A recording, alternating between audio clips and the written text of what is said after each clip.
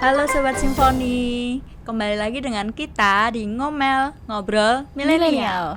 Kali ini kembali lagi dengan aku, Ananda Dea, dan aku, Jana. Kita di sini akan mengobrolkan apa nih Mbak pada hari ini? Ngobrolin pengalamanku kemarin mengikuti pelatihan Youth Ambassador and Human Trafficking Indonesia. Nah, apa saja sih itu kegiatannya yang diikutin sama Mbak Jana? Nanti kita bahas ya Mbak ya. Siap. Ya. Oke, kita langsung aja ya Mbak. Kemarin di kegiatan itu di Youth Trafficking tadi Mbak? Youth Ambassador and Human Trafficking. Iya, itu bisa diceritakan dari awal mulanya kenapa Mbak Jana bisa ikut kegiatan itu, terus itu kegiatannya itu ngapain aja, di dalam itu ada siapa aja kayak gitu. Bisa ceritain Mbak? Oke, jadi aku kan tergabung dalam organisasi Youth Task Force Anti Tindak Pidana Perdagangan Orang atau biasa disingkat TPPO Indonesia. Itu kita menjadi duta, menjadi ambasador, fokus mengedukasi tentang human trafficking melalui media, melalui video, kemudian infografis dan juga tulisan gitu. Dan kemarin jejaring kami dari Tali Takum Indonesia mengadakan Training of Trainer Youth Ambassador and Human Trafficking Indonesia. Kegiatan itu diikuti oleh jaringan Tali Takum se-Indonesia, ada 9 jaringan. Kemudian kami Youth Task Force Anti TPPO menerima undangan gitu. Jadi kami ikut dilibatkan, ikut diajak mengikuti pelatihannya. Nggak hanya kami tamu undangannya, tapi juga ada dari Forum Anak DIY Daerah Istimewa Yogyakarta. Oke, gitu. Berarti itu kegiatannya berada di Yogyakarta gitu. Ya, tempatnya di Shantikara Yogyakarta. Oke. Bisa dijelasin apa tadi Tali Takum, terus apa itu human trafficking, terus kenapa kok bisa terbentuknya acara tersebut? Apa sih yang mendasari dari acara tersebut kayak gitu? Oke, Tali Takum sendiri itu adalah perkumpulan biarawati gitu, dan tingkatnya itu dunia. Indonesia ada dan Asia juga ada gitu.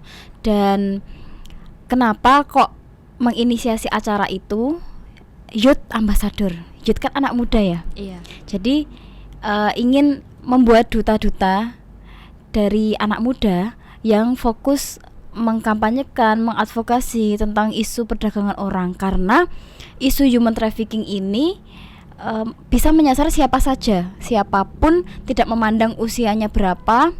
Bahkan sekarang banyak anak muda yang menjadi korban. Kemudian banyak juga modusnya itu melalui media, dan korbannya pun tidak memandang agamanya itu apa gitu. Oh gitu. Itu daerah yang sering terjadi human trafficking itu biasanya di daerah pedesaan.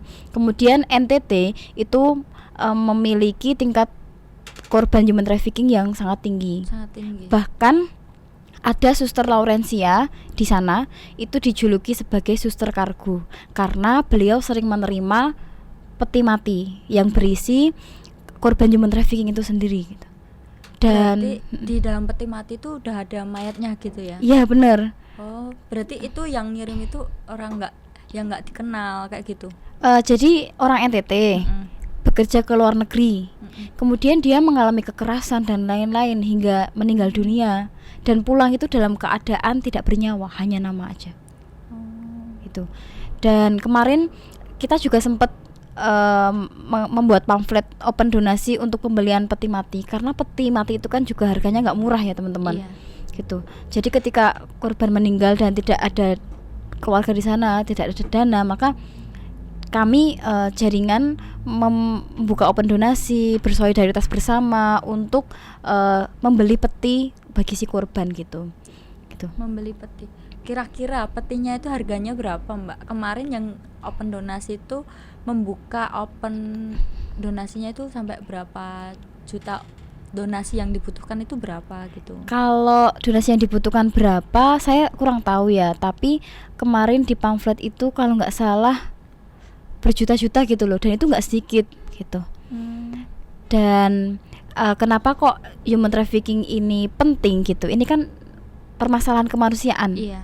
Dan dari acara kemarin di di Syantikara yang diadakan oleh Tali Takum, kita melepas identitas agama kita apa, tapi kita bekerja bersama bagaimana sih kita mengentaskan isu perdagangan orang ini bareng-bareng, karena ini isu kemanusiaan bukan isu keagamaan gitu.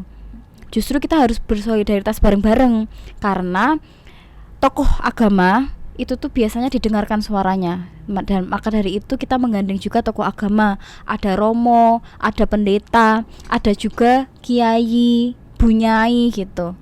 Jadi berkolaborasi bersama dalam mengentaskan isu-isu kemanusiaan, khususnya perdagangan orang ini yang sangat jarang disorot oleh pemerintah gitu.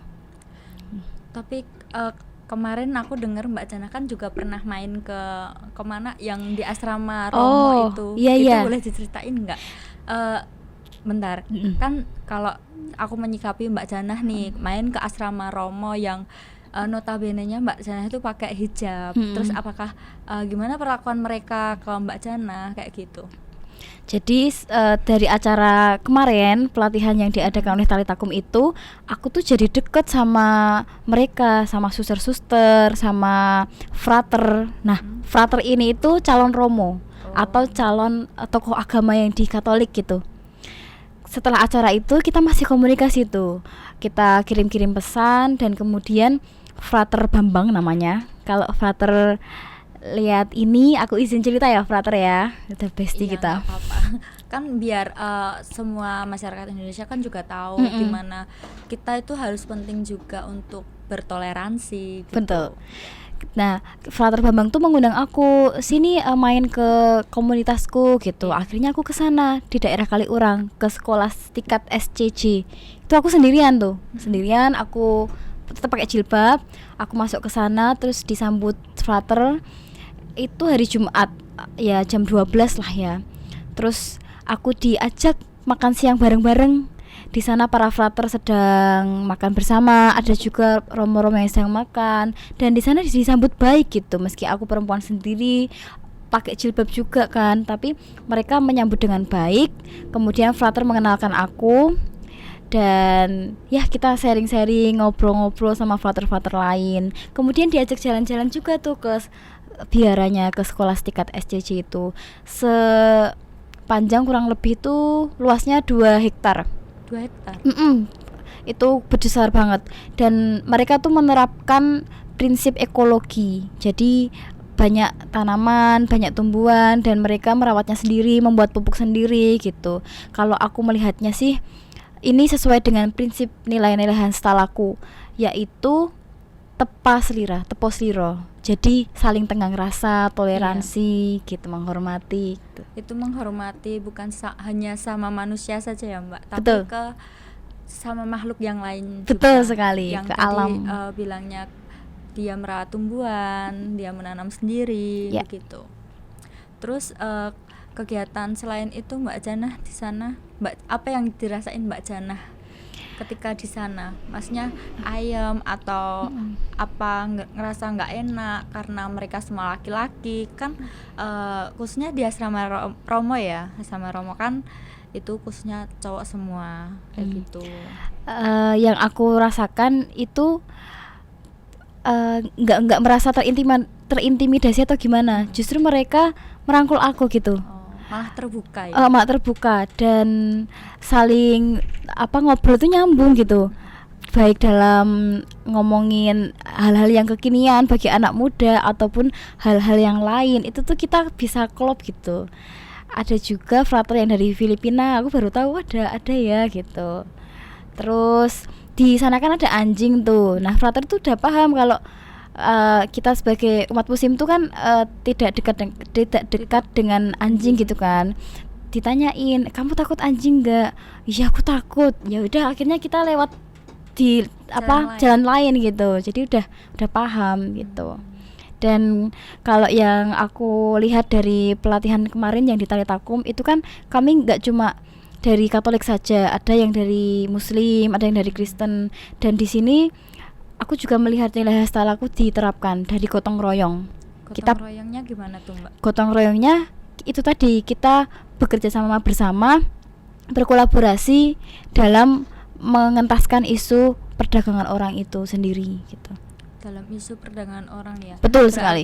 kita nggak memandang kamu agama apa, Mm-mm. kamu dari mana, kamu siapa, umur kamu berapa. Kita bersatu untuk mengentaskan masalah yang human trafficking itu. Yaps, betul sekali. Iya. Mungkin Mbak Jana ada pesan atau cara nih biar kita nggak terjerat menjadi human trafficking atau menjadi korban human trafficking. Ini kan nggak semua orang tahu ya tentang apa sih itu human trafficking. Kemarin aku juga habis browsing kan, aku kan juga belum banyak tahu tentang human trafficking. Ternyata human trafficking itu adalah perdagangan orang kayak gitu. Jadi boleh di-share caranya gimana, apa yang harus kita hindari, apa yang harus kita lakukan kayak gitu.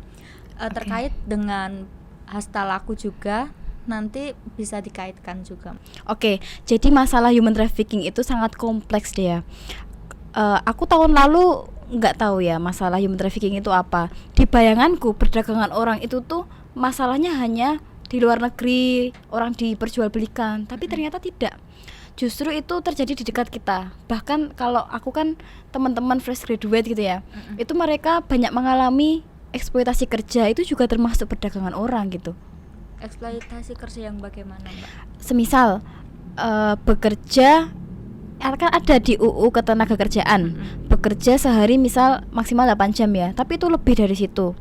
Dan gajinya UMR, tidak ada uang lembur, ataupun bekerja di luar jam dan gajinya di bawah UMR kan banyak ya.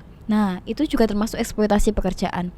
Kemudian di dunia kerja sendiri tuh banyak perempuan yang menjadi korban entah kekerasan seksual ataupun yang lain kayak gitu. Itu juga bisa masuk ke perdagangan orang gitu. Jadi tidak sebatas orang di luar negeri diperjualbelikan, itu enggak. Prostitusi kayak gitu juga termasuk ke perdagangan orang. Dan pemerintah sendiri tuh justru malah menjadikan misal ada pekerja migran yang ke luar negeri itu kan biayanya kan sangat tinggi ya. Iya. Itu tuh malah dijadikan kayak bisnis gitu loh. Makanya ada istilah pekerja migran Indonesia itu tuh adalah pahlawan devisa negara. Pernah dengar nggak? Pernah. Nah, itu dari situ. Dan pemerintah masih belum memberikan perlindungan sejati. Iya sih, emang untuk perlindungan orang yang kerja di luar negeri itu menurutku juga kurang untuk dari segi undang-undangnya juga kayak gitu. Dan masih banyak orang tuh belum tahu kalau orang yang di luar itu juga harus dilindungi. Betul. Kemarin aku lihat dari pengalaman kakaknya teman aku ya, dia tuh mau kerja ke luar negeri, tapi dia harus bayar sekian juta. Nah, kalau kayak gitu menurut Mbak Jana itu termasuk perdagangan manusia apa bukan? Kalau membayar memang harus membayar, cuma kadang tuh bayarnya terlalu besar, overcharging. Nah, itu tuh yang termasuk gitu. Dan apa tuh ketika orang melihat ada orang yang bekerja di luar negeri itu kan mesti pandangannya, oh kerjanya enak, cuma jadi pekerja rumah tangga, gajinya besar, bisa sambil jalan-jalan. Faktanya enggak. Banyak yang bekerja tuh melebihi jam aturannya, terus tidak mendapatkan hari libur, terus mendapatkan perlakuan semena-mena oleh majikannya, terus dokumennya dipalsukan dan lain-lain. Itu isunya sangat kompleks masalahnya gitu. Makanya kita harus gerak bareng tanpa memandang identitas, karena kita sama-sama orang Indonesia yang rentan menjadi korban perdagangan orang, karena kita ini tuh negara bekas jajahan kolonial gitu loh. Dan kolonial sendiri tuh ada kolonialisme pemukiman, itu terjadi hingga sekarang, seperti orang susah bekerja di sini akhirnya memutuskan bekerja di luar negeri, itu termasuk dari kolonialisme itu sendiri gitu. Kemudian kalau dari nilai hasta laku, kita harus bergotong royong bersama-sama. Kemarin tuh di jaringan Zero Human Trafficking Network, awalnya kebanyakan tuh lembaga-lembaga jaringan itu dari Katolik, Kristen gitu. Terus pelan-pelan kita ingin memperbanyak gitu dari yang agama lain, agama Islam. Kita juga gandeng, kemarin ada Pak Yai, Bu Nyai dari Fahmina juga. Jadi gimana caranya berkolaborasi bersama. Mungkin seterusnya ke depannya kalau bisa digandeng gitu dari agama lain juga sangat luar biasa gitu, karena sangat kompleks. Kemarin di Bali juga ada kasus perdagangan orang gitu. Yang di Bali Di Bali itu kasusnya kayak gimana? itu Sama yang kayak Lorencia tadi atau beda. Dia dijanjikan bekerja sebagai apa gitu, tapi faktanya tidak sesuai dengan yang dikatakan, dan gajinya tidak sebesar di kontrak gitu. Kemudian di sana dia dipekerjakan itu overtime, melebihi waktu sampai dia sakit gitu. Dan kemarin diadvokasi kan, tapi kurang tahu bagaimana kelanjutannya gitu. Itu salah satunya. Dan terjadi real itu masih seusia kita mungkin ya, kayaknya lebih tua kita dia. remaja 20 ada belum ya? Pokoknya kayak fresh graduate gitulah. Itu kan rentan banget. iya, apalagi kan kalau di Indonesia kan pendidikannya kan juga rata-rata di bawah semua. Iya. Aku nggak bilang semua orang, Nggak semua, ya, cuma ada tapi beberapa. ada beberapa orang yang belum mengerti kayak human trafficking itu gimana, cara mencegahnya gimana. Nah, teman-teman tadi udah jelasin sama Mbak Janah kalau gimana sih cara mencegah human trafficking, terus apa sih itu human trafficking, dan penerapan dalam hasta laku kita tadi harus bergotong royong ya Mbak. Betul. Dan harus tepos liro juga. Jadi kita harus memiliki sikap tenggang rasa dan kita harus mempunyai sikap peduli terhadap sekitar kita. Betul sekali. Supaya itu nggak menjadi peristiwa yang baru lagi buat kita kayak gitu. Dan Indonesia pada saat ini kan juga lagi rentan-rentannya kasus-kasus yang baru ya Mbak ya. Yang contohnya human trafficking itu tadi. Oh ya Mbak, kenapa sih human trafficking itu selalu terjadi pada perempuan? Kenapa nggak pada laki-laki kayak gitu? Paling banyak terjadi pada perempuan itu kenapa kayak gitu?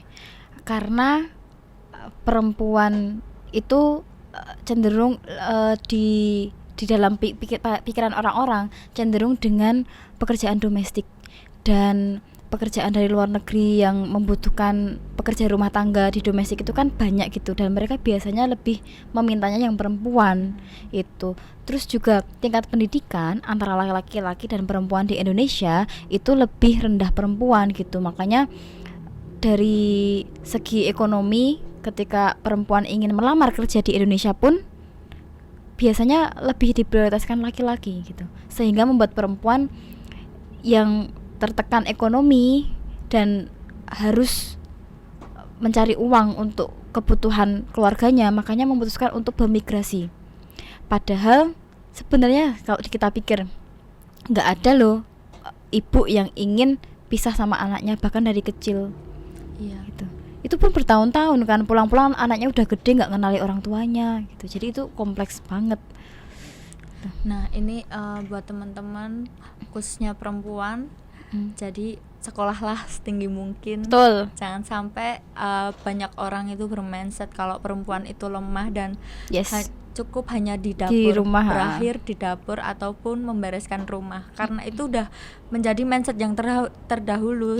Karena kita sekarang anak milenial. Iya, masa masih menerapkan apa pikiran-pikiran yang dulu masak mana itu ya. Iya. Itu udah out of mana. Yes. Kita sebagai perempuan juga harus mandiri dan berdaya, teman-teman. Mungkin ada yang mau tambahin Mbak Janah untuk pesan-kesannya? Oke, teman-teman, untuk menambah edukasi dan wawasan tentang human trafficking bisa kepoin Instagram kita @0_human_trafficking dan juga @yo_anti_tppo. Biasanya kita membuat konten di sana untuk upaya mengedukasi orang-orang gitu Mbak Dea. Karena orang sekarang kan menggunakan media juga ya. Siapa sih yang nggak punya HP? Dan pelaku dari human trafficking itu sendiri juga sudah merambah ke media. Banyak tuh di Facebook loker khususnya di NTT. Itu banyak pelaku di sana. Nah, menawarkan biasanya gaji yang tinggi, pekerjaannya mudah, ya gitu. Jadi memang kalau orang melihat kan, bisa kerja enak. Cuma kayak gini enak, kerjanya enak, terus syaratnya hal yang manis, tapi ternyata kadang nggak punya nggak butuh ijazah, kayak gitu. Jadi hanya janji manis lah, kayak doi. Ini yang berat, Mbak. Ya berat ya. Eh, Aduh. jadi teman-teman, apa sih yang bisa kita ambil dari nilai human trafficking ini tadi yang udah diceritain dari pengalamannya Mbak Jana. Tadi kita dari beberapa agama ya Mbak berkolaborasi untuk memberantas human trafficking atau perdagangan manusia yang ada di Indonesia. Tapi itu tadi juga nggak cuman yang ada di Indonesia saja, Ya. tapi tadi yang ada yang meninggal di Malaysia nggak bisa pulang, Betul. open donasi kayak gitu. Sebegitu hebatnya, luar biasanya ketika kita bisa bersama, ketika kita bisa berkolaborasi tanpa memandang ras, suku, agama dan lain-lain. Begitu ya Mbak Sana ya? Betul. Ya. Mungkin itu saja yang bisa kita obrolin. Sampai jumpa di ngomel part selanjutnya. Dadah.